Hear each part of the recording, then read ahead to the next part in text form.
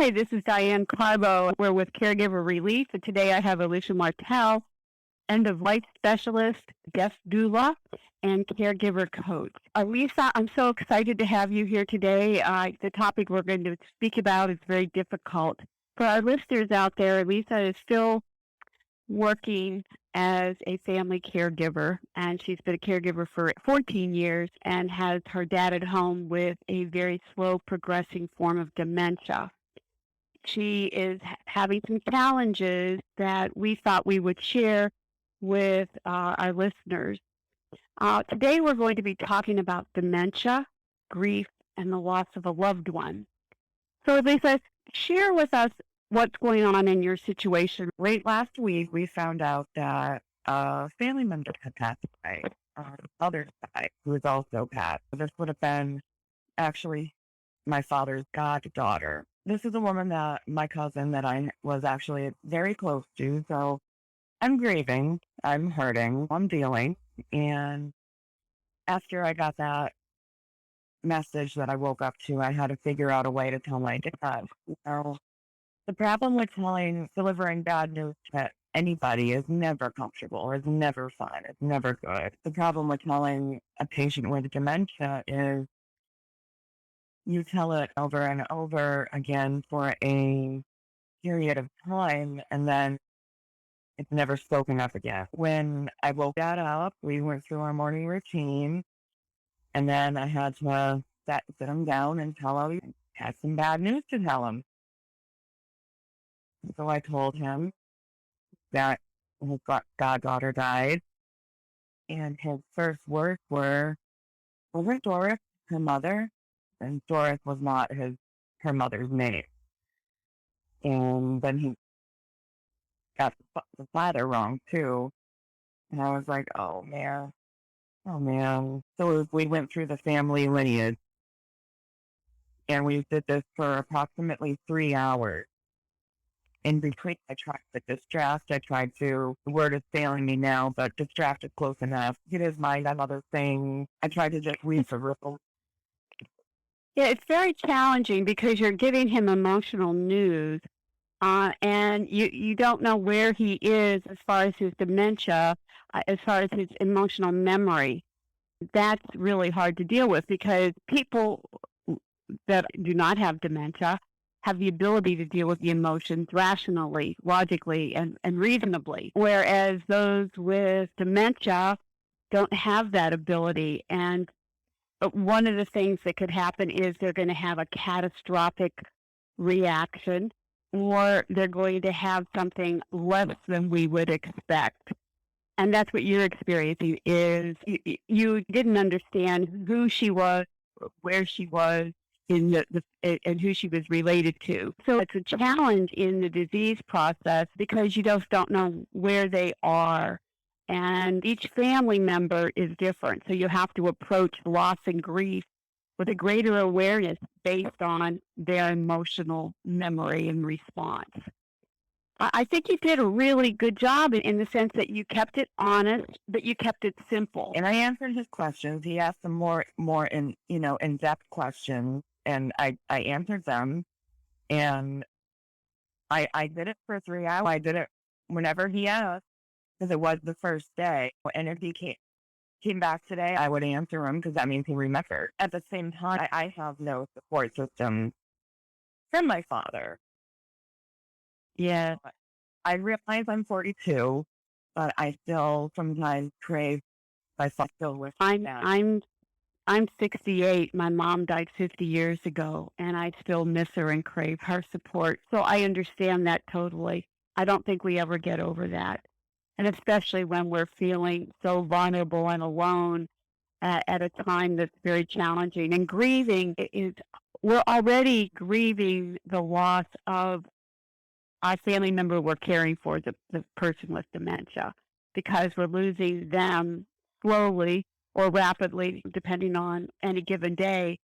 So you always have what they call anticipatory grief, where you just don't know what things are going to do from day to day. But the person with dementia, their reasoner part of their brain is broken, and their short-term memory is gone. So you have many issues to deal with as well. So, one of the things you have to do is you want to provide them with comfort and solace, but you also have to meet your own needs as well, which is really hard. And sometimes you just need to hug them and hold their hand or comfort them through a physical touch and then acknowledge their sadness and let them know that you're sad too. I think that helps you as well. I don't know if his long term memory is enough with your dad specifically that you can reminisce about the person. You might want to say things like, remember that time you brought your mom flowers for her birthday or something. Now, this was a special person because she seemed to be the storyteller of the family. Oh, yes, she was the storyteller. My mom's side of the family is Blackfoot, Native American. And Ah, yeah, I never knew that really until I had reconnected with my cousin about 3 years ago, 4 years ago, after a long period of disconnect. My mom had told me about this, but she never had gotten into it with me uh-huh. and told me exactly how close, how in lineage the Blackfoot was. And I was very excited to learn about it. And her grandmother had taught her how to be the storyteller. So she told me, she was teaching me, she was training me. So I was getting some family stories and family knowledge that I didn't have, that my mom never taught me. And it was really cool talking to her about stuff and learning about my family. That's such a beautiful story because we have lost that. People are going to ancestry.com and stuff to do their history, but to have somebody actually in the family that is sharing those stories and written them down is beautiful. I'm sure it was just a huge loss for you. It is. I spent a good time this weekend crying. Yeah, I'm taking this one a little rough, but that's okay because every loss, and and it's going to be with me for a while. Her son, my third cousin, is my age. We went to high school together, and I've been keeping tabs on him and his girlfriend. So I've been in touch with them. They leave a hole in our lives, in the fabric of our lives. And for us, we usually can go through a process of accepting the loss, learning to live with it, and finding a new normal. But for those with dementia, the loss can transform them. They aren't able to process, so it's impossible for them to grieve. And they may show periods of agitation and restlessness because they're frustrated. They may sense something's not right or something's missing. They may get confused, one loved one for another, as it sounds your dad did. And a recent memory, a recent death can actually stimulate a memory of loss from their childhood, even, and can be stressful for a family member. So that's a challenge, and helping them get through that while you're dealing with your own grief. I find I lost my mom 50 years ago, suddenly, and then I lost my son to suicide. It'll be 10 years this year. And I can tell you that grief comes in waves and it continues throughout your whole life, that loss, and deal with it. You have to let yourself feel that pain. You have to let yourself, just on those bad days when you are feeling and missing that person so much, allow yourself to feel it because each time the pain will get less. I know, having lost my um, son, I just say just 10 years out. I'm still dealing with waves of terrible grief. And people have said to me, why aren't you over it? Really? That's one specific loss that I don't think, first of all, any mother should ever experience. And second of all, that I don't think you can ever get over. I like to say to people that you don't tend to get over certain losses or most losses. You just, That you're right, it's different, to live you with know. them. And what I want people to know that if they have a family member with dementia, there are times when that person's going to, like your dad, he may not have had daily interaction with her, but he may ask, where is she? Or how is she doing? It's really a fine line you're walking because when I could be walking down the street and see someone that reminds me of Jeff. And there are times when that just makes me feel sad and cry, and I'm embarrassed and ashamed. Now, think about this. I'm 10 years post suicide from my son, and it was a terrible loss. And I'm still having moments of that. That's the way a person with dementia feels when they have no long term memory. And they can really feel the pain and suffering as if they've heard it for the first time all over again. That it's hard to deal with. There are times when you can't protect them from the truth. There are times when if it's going to cause worry, agitation, when the person that they love, they care for, is gone, and they realize that, then you need to make accommodations and be comforting to them in ways that you don't feel are always honest, but it might be better to distract them with things like get out pictures and tell stories. You've got your aunt or your cousin who's left you with some important stories that maybe your dad knows, maybe he doesn't, just to distract him to get his mind off it. You may have to just say, they're okay, they'll be back later.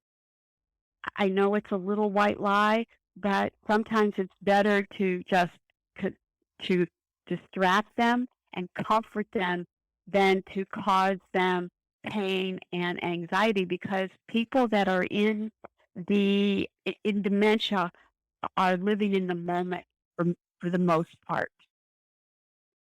Yeah, they do. They're totally mindful. Like they're Yes, right now. Yeah. yes. So it's good to just be aware of their mood at the moment if they ask about the person.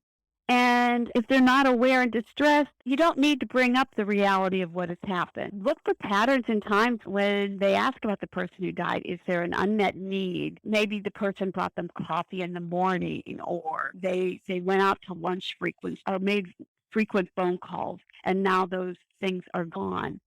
So you have to think of other distractions and ways to deal with helping them work on their grief or avoiding it.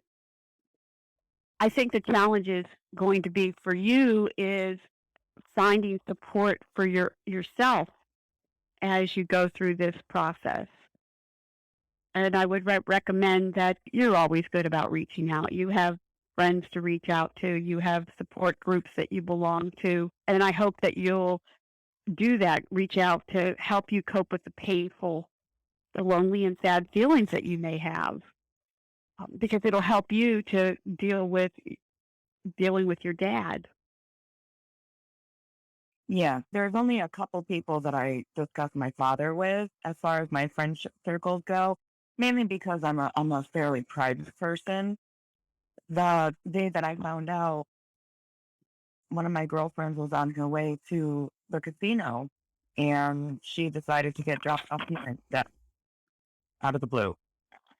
So I have some pretty groovy people around me who will be there if I need them. And I'm going to They're, point out that a lot of caregivers don't because they feel isolated. And I'm sure you do. I'm sure you do. Because it's just your life has been disrupted. You're not out there. I always say that relationships are like plants. You have to water them and give them attention and nurture them. And when you're providing care 24 hours a day, 7 days a week for somebody, and you are also a mom with a 14-year-old, you're challenged. And your outside relationships don't get the attention and the care and nurturing that they need to maintain them. So it's hard, and most caregivers don't. Right. The caregivers, us caregivers, we can nurture and love our people from inside the dome. You Yes, can come here yes, if you want. Floor is wide open. Come on in. So this is where we are. yes. So, Exactly. uh, One of the I think that's a really good point. And one of the other points I want to make is everybody has a different grief style. Adult children, for example, can be very shocked that mom isn't devastated over a child's death or their husband's death, and the family feels like they need to remind the person with dementia that person has died. So you really have to be careful not to project your own grief on the family member that has dementia. That's a hard one because you're walking a fine line here because you're hurting, you're in pain, and we have to deal with grief in our own way as well as does the person with dementia. But their grief style is going to be so different from yours depending on where they are in the disease process. And I think that's challenging. it is. And you know what I've noticed too that is different for the person who passed away. He's lost a couple brothers and a sister the last several years, and he knows immediately that they're gone. And you can't hide that from him because he knows it's his brother that's gone. And Yeah. so I had to get him, we had to go through the services and do all that stuff. And he reacted, I'm going to use the words in quotation appropriately. The way we expect one word when they lost a brother. And it's different with this one. It's different with this loss. He's much more, he's already forgotten. Yeah. I think that it's important to acknowledge their sadness and validate how difficult it must be to hear this and to feel the news. Again, with Jeff, with my son, when he passed, I try to celebrate his life and think of silly things to do to remember him. Like we would go into the ocean and swim. We went to Mexico together. God bless him. He treated me. And so this is silly, but I like to on his birthday or on the anniversary of his death to just get into the ocean because that's something we shared together, and I just know a piece of him is in there somewhere. And it comforts me. Absolutely. And part of my personal belief is we come from the ocean, we return to the ocean. And that who doesn't like to get goofy in the water? It's perfect. Yes. And Yes. it keeps us childlike. There's nothing wrong with using humor either to help get through grief. Because, much like you said, we all have our coping mechanisms, the way we cope with things. But if your patient with dementia is open to humor, that is the best way to try and steer things around because it puts them right back into a good, fun-loving mood. That's a really good point that you're making there because they do go with the mood of you and what you're projecting. If you can make a silly joke, if they're open to some more risque jokes to keep whatever they're wherever they are. And personally, my father is a jokester. He is a trickster. He will keep you going all day. So that's what we do. If he ever gets too anxious, if he ever gets too sad, or the confusion that I see is starting to really rattle him up, I just try to joke around and flip it right around. And it works. I have to tell you that is so important, and it's times like this when they're feeling anxious or they're feeling sad that even a funny movie, upbeat music, depending on what they like, will help. And stay away from news, stay away from one movie, stay away from things that would upset them or trigger them to cause them to feel anxious or sad. And that's something you have to take on a case-by-case basis. But there's nothing better than making eye contact and touching their hand or their shoulder and just looking at them and smiling that you're there for them. a lot of times they feel like nobody is because if they're anxious, if they're confused, they don't know. When you redirect their attention to something more positive, you're trying to give them time to grieve, but you want to lead them to a more positive moment. And that's where you need to be. And they do have more difficulty refocusing at times, but you need to keep trying and helping to redirect their attention to something positive is a key to a good emotional life for them. And again, you need to be mindful and not project your pain and your sadness on them. And it's really hard. It's really hard when you're hurting yourself and you're feeling that pain. But I've learned that, and you and I have talked about this before, Alycia, you and I both know how to wear a mask to hide our pain, our suffering, and our depression. And so many caregivers do. They have the ability to hide their feelings. It's not good for us, but we have to take care of ourselves, and that's when it's practicing self-care. It's practicing reaching out, getting support, grief support if you need it. Uh, Now you can do telemedicine where you can talk to somebody, a grief counselor. I don't know if was this a sudden death or was she on hospice? No, it was a very sudden death from an autopsy. Yeah, she had medical issues, but don't know. We don't know what happened. We just don't know. I'm so sorry to hear that. That just always makes me sad when we have loss. I have to tell you that people with dementia deal with loss and grief so much differently, and it's more of a challenge for the caregiver than we've ever had to experience before because it's not normal. And I know many people have a hard time giving up the idea that they have to tell somebody over and over again about the death. And they have to remember that it's just repeatedly telling the person with dementia about a death can make a family member's their grief more painful. So it's important that you learn to use clear words when you're talking, like saying they died instead of passed away or at peace now. I think that's important. Be very clear about what happened, but don't repeat it over and over again. Don't give too many details. You don't want to overwhelm them. And only answer questions as honestly as possible, but don't project that they need to know more than they really do because they're not capable of taking in that information and accepting it.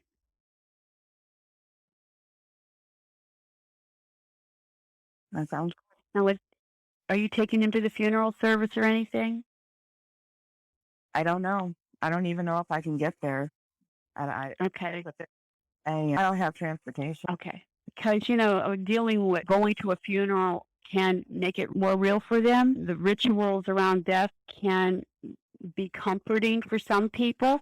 But again, it's a time when you have to be careful that the person may become agitated during a service. So then you have to think about that. Again, it's dealing with you. I think that every family has to find what works for them. And then they need to try to be consistent as possible so that all the family members and the visitors of your family member with dementia, that you approach things in a simple but consistent way. You can just write a simple little plan of how you want to approach things and share it with others that are coming to visit or going to be talking to him. And then I encourage all family members, especially the family caregiver, to find support and help themselves cope with all that they're dealing with because it's a stressful time for both of you. And stress increases cortisol and compromises our immune system. And not dealing with grief, pushing those feelings down is like eventually one day Pandora's box opens and you can't stop. You just can't stop. I'm so sorry to hear about your cousin, and I know that you're being very challenged right now with your dad. I know that grief is overwhelming, and waves of grief come at us when we least expect it. And you, as well as many family caregivers out there, are being very challenged to deal with your grief in a very different way because you're grieving the loss of what your dad was, who he was, and seeing him decline, as well as losing family members and then trying to support him as well. So, on that note, I'm going to tell all my family caregivers out there you are the most important part of the family caregiving situation. Please take care of yourself, practice self care, be gentle with yourself because without you, it all falls apart and you're worth it. Thank you so much for sharing this story with us today. I'm very appreciative, and I know many out there that are caregivers are going to benefit from hearing and your story and helping them to deal with dementia, grief, and their own grieving process. Thank you, Diane. I'll talk to you next week. Will Thanks, do. Alycia. Okay, bye.